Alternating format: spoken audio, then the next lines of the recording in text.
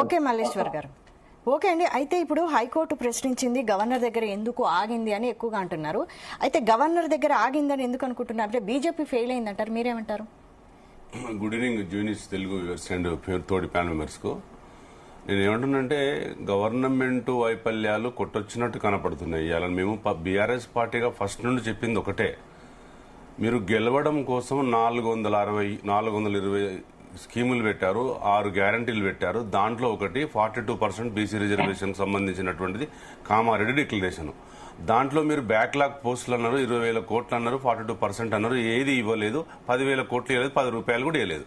మేమేమనుకున్నామంటే వీళ్ళు అసెంబ్లీలో bill pass చేసి రాష్ట్రపతికి పంపిన తర్వాత, అమెండ్మెంట్ చేసిన తర్వాత, అసెంబ్లీలో అన్ని పార్టీలు ఏకాభిప్రాయంతో ఉన్న తర్వాత వీళ్ళకు 100 మంది ఎంపీలు ఉన్నారు, జంతర్ మంతర్ దగ్గర ధర్నాలు పెడుతున్నారు. ఒకే ప్రాసెస్ ప్రకారం చేసి పార్లమెంటును మెప్పించి పార్లమెంటరీ వ్యవస్థ ద్వారా 9th షెడ్యూల్లో చేర్చి రాజ్యాంగం ఇచ్చిన హక్కును బీసీలకు 42% ఇస్తాడని మేమనుకున్నాం.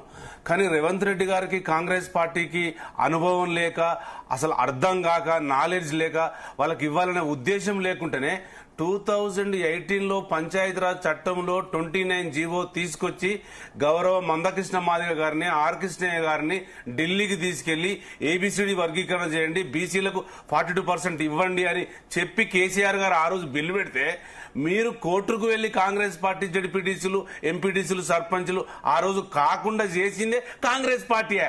29 జీవో తీసుకొచ్చింది కేసీఆర్ బీసీల కోసమే కదా.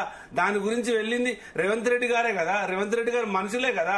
రేవంత్ రెడ్డి గారు ఆ రోజు మాట్లాడింది ఏంటంటే రాష్ట్రాలకు హక్కులు ఉండవు రిజర్వేషన్లు ఇవ్వడానికి, ఒకవేళ అడిగితే జైల్లో వేయాలన్నది గౌరవ ముఖ్యమంత్రి రేవంత్ రెడ్డి గారే కదా. నేనేమంటున్నంటే గజర్ల తరహాలో ఉద్యమం రావాలి. ఇవాళ మా మల్లేశ్వర మాకు సీనియర్ మా విశ్లేషకులు రెడ్డి జాగృతిని అంటాడు.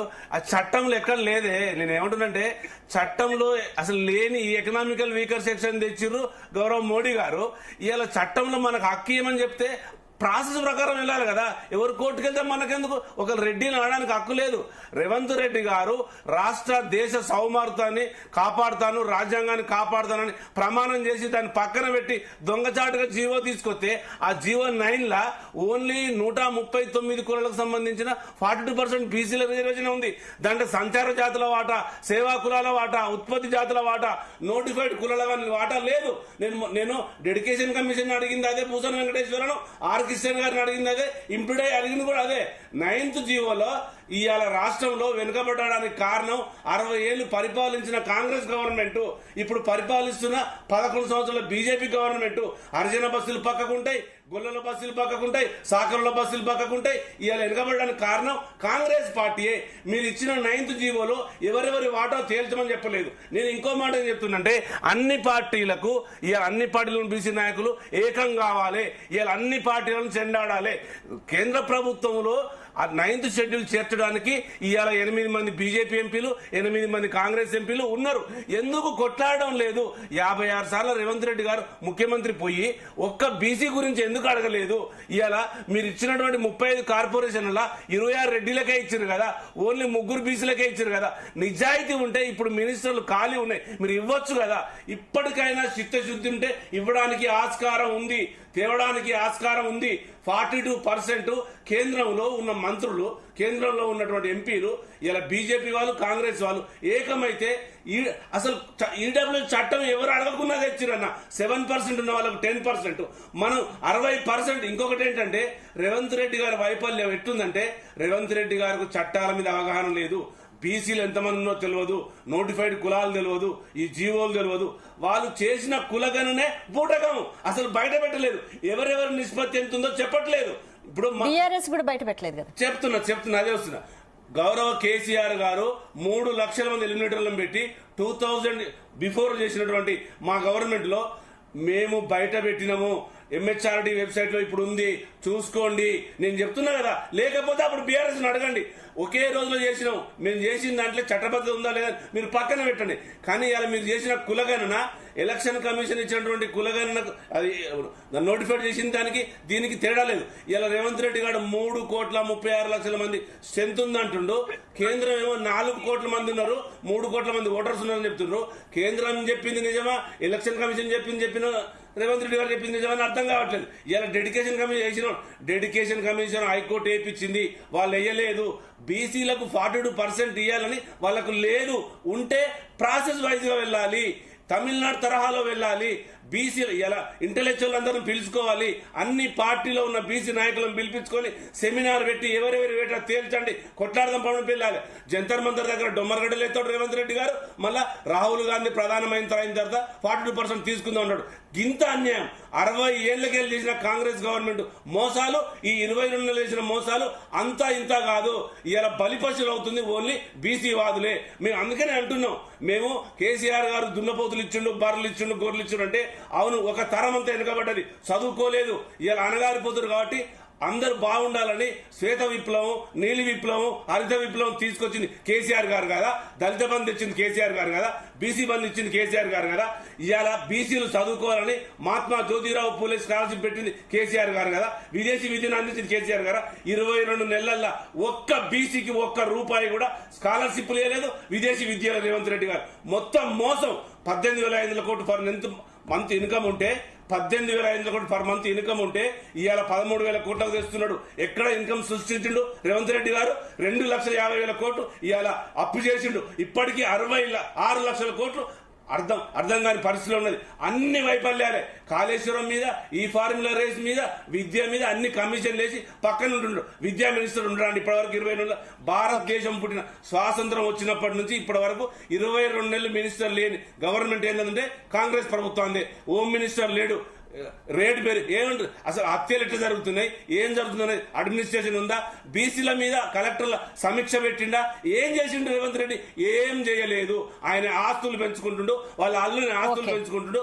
బీసీలు ఇలా కాంగ్రెస్ లో ఉన్న మినిస్టర్లను, బీజేపీలో ఉన్న మినిస్టర్లను, బీఆర్ఎస్ లో ఉన్న బీసీలను అందరినీ కన్ఫ్యూజన్ చేసిండు, ఓటర్లను కన్ఫ్యూజ్ చేసిండు. ఇది కాంగ్రెస్ నాయకులు తెలియదా? 42% వీగదని ఇంతకుముందు ఇదే కోర్టు 42% కొట్టేసింది. కాంగ్రెస్ పోతేనే కదా. మళ్ళీ ఎట్లిస్తుంది? ఎట్లా వస్తుంది అంటే పార్లమెంటరీ వ్యవస్థ ద్వారా హైకోర్టుకు సంబంధం లేకుండా రాజ్యాంగం ఇచ్చినటువంటి హక్కులో మనకు 42% రావాలంటే 9th షెడ్యూల్లో చేర్చాలి.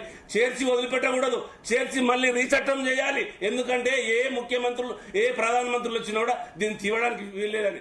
ఇవాళ నేను ఏమంటున్నానంటే సంచార జాతులు ఆగమైపోతున్నారు. ఎక్కడున్నారు రేవంత్ రెడ్డి గారు?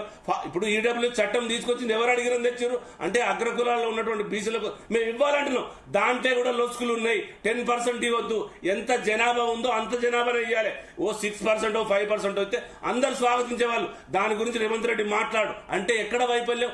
ఒక్క వైఫల్యం కాదు, 400 వైఫల్యాలు చెప్పడానికి వీలు లేదు. మనం కోర్టులు ఉండడానికి, రెడ్డిస్ ఉండడానికి ఛాన్స్ లేదు. మన వైఫల్యం ఉందా? గవర్నమెంట్ ఎవరు అడిగారు 42% ఏమని? వాళ్ళు ఎలక్షన్లో గెలవడం కోసమే Kamareddy declaration, Chevella declaration, Warangal declaration తెచ్చారు. ఎవరైనా ప్రజలు అడిగిరా అంటే మేము ఇన్ని సంవత్సరాలు పరిపాలించినాం, మా వల్ల కావడం లేదు, మేము తట్టుకోలేకపోతున్నాం, మోసం చేద్దాం 42% పెట్టని చేసిన మాట వాస్తవం కాదా? ప్రజలు గ్రహిస్తలేరా? ఎందుకు ఇవాళ 15th ఫైనాన్స్ కమిషన్ డబ్బులు రావట్లేదు? ఎందుకు రావట్లేదు? ఎలక్షన్ పెట్టకపోతే పారిశుద్ధ్యం ఆగమవుతుంది, గ్రామాలు ఆగమవుతున్నాయి, హరిత ఆగమవుతుంది, వాటర్ బోర్లు లేదు, స్ట్రీట్ లైట్లు లేవు. ఎక్కడ పట్టించుకుంటారు రేవంత్ రెడ్డి గారు?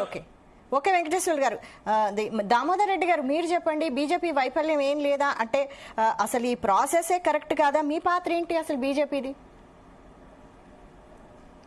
ఈ రిజర్వేషన్ అన్మ్యూట్ చేసుకున్నారు మాధవరెడ్డి గారు, అన్మ్యూట్ చేయండి, మ్యూట్లో ఉంది.